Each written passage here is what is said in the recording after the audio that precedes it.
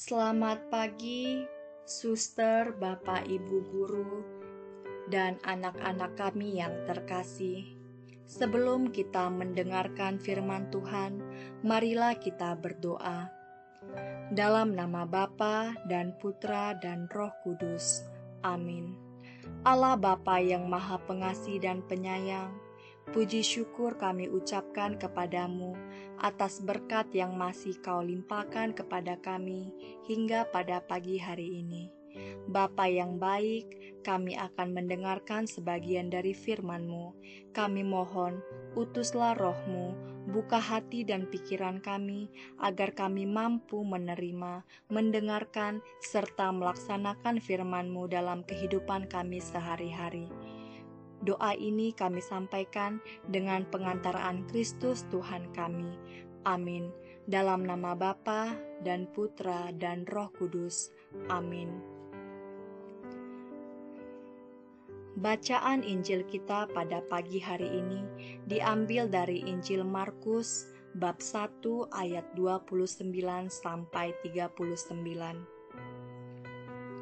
Sekeluarnya dari rumah ibadat di Kapernaum, Yesus dengan Yakobus dan Yohanes pergi ke rumah Simon dan Andreas.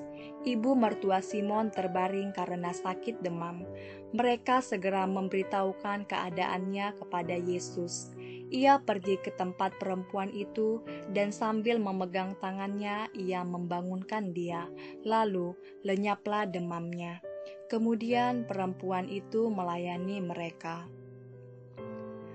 Menjelang malam, sesudah matahari terbenam, dibawalah kepada Yesus semua orang yang menderita sakit dan yang kerasukan setan. Maka berkerumunlah seluruh penduduk kota itu di depan pintu. Ia menyembuhkan banyak orang yang menderita bermacam-macam penyakit dan mengusir banyak setan. Ia tidak memperbolehkan setan-setan itu berbicara, sebab mereka mengenal Dia. Pagi-pagi benar, waktu hari masih gelap, ia bangun dan pergi keluar. Ia pergi ke tempat yang sunyi dan berdoa di sana. Tetapi Simon dan kawan-kawannya menyusul dia. Waktu menemukan dia, mereka berkata, "Semua orang mencari engkau." Jawabnya, "Marilah kita pergi ke tempat lain, ke kota-kota yang berdekatan, supaya di sana juga aku memberitakan Injil, karena untuk itu aku telah datang." Lalu pergilah ia ke seluruh Galilea dan memberitakan Injil dalam rumah-rumah ibadat mereka dan mengusir setan-setan. Demikianlah Injil Tuhan. Terpujilah Kristus. Suster, Bapak, Ibu, guru, serta anak-anak kami sekalian, kita tahu bahwa tujuan Injil Markus adalah proklamasi kabar baik tentang kemenangan Allah atas kuasa jahat, dan kemenangan itu terwujud dalam kehadiran Yesus Kristus dan berlaku untuk seluruh dunia. Yesus sebagai hamba yang setia di dalam kasih dan pelayanannya. Dalam pelayanannya, Yesus tidak hanya mengajar banyak orang, akan tetapi Yesus juga menyembuhkan ibu mertua Petrus dan banyak orang sakit yang lain, sekaligus mengusir setan. Yesus tidak hanya menunggu di rumah ibadat atau sinagoge, tetapi ia pergi bersama Yakobus dan Yohanes. Setelah ia mendapat laporan dari orang lain, maka ia peduli dan segera turun tangan. Setibanya di rumah mertua Simon, Yesus memegang tangannya dan membangunkan dia, maka lenyaplah demamnya. Pertemuan dengan Yesus dan sentuhan tangannya yang kudus mengalir kuasa yang menyembuhkan. Dan akibat kesembuhan yang diterimanya, ia spontan memberikan reaksi untuk melayani Yesus sesuai dengan kemampuan yang ada padanya. Reaksi yang baik dan perlu untuk diteladani.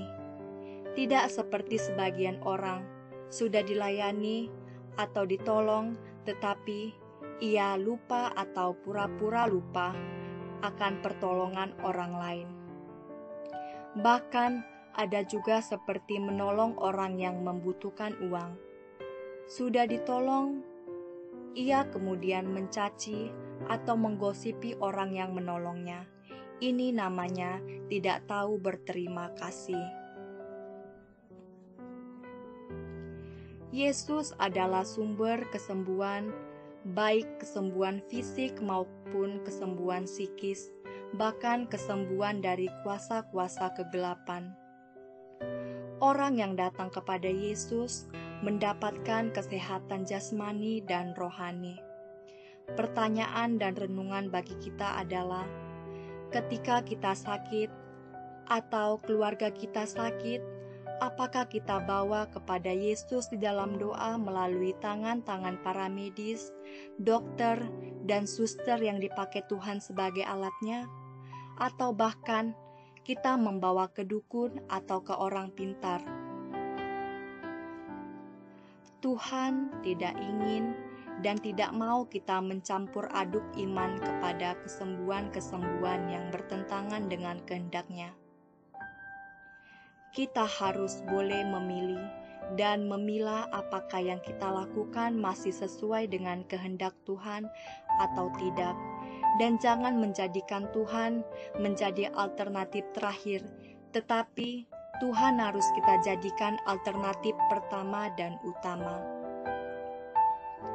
Suster, Bapak, Ibu, Guru, serta anak-anak kami sekalian, melalui Injil ini dikatakan bahwa pagi-pagi benar, waktu masih gelap, Yesus bangun dan pergi berdoa kepada Bapanya. Ia pergi ke tempat yang sunyi untuk berdoa. Mengapa Yesus harus berdoa? Karena melalui doa, Yesus ingin menyatakan dua hal. Pertama, relasinya dengan Allah sangat intim. Kedua, Yesus menyatakan kebersatuannya dengan Bapa. Kita adalah para pelayan Tuhan dan rahasia kesuksesan pelayanan kita terletak pada kualitas relasi kita dengan Allah. Dalam doa, kita bisa berkomunikasi dengan Allah dan kita membangun relasi yang intim dengannya. Pelayanan gereja bukanlah proyek sesaat, melainkan proyek seumur hidup. Dengan doa yang tekun, kita akan selalu setia dan konsisten dalam pelayanan. Bapak, Ibu Guru, serta suster, marilah kita tutup renungan ini dengan berdoa. Dalam nama Bapa dan Putra dan Roh Kudus. Amin. Bapa, terima kasih atas berkat-Mu kepada kami. Bapa, semoga firman yang telah kami dengar dapat menjadi berkat buat hidup kami. Semoga kami dapat mewartakan firman-Mu dan menjadi pembawa damai dalam kehidupan kami. Amin. Dalam nama Bapa dan Putra dan Roh Kudus. Amin.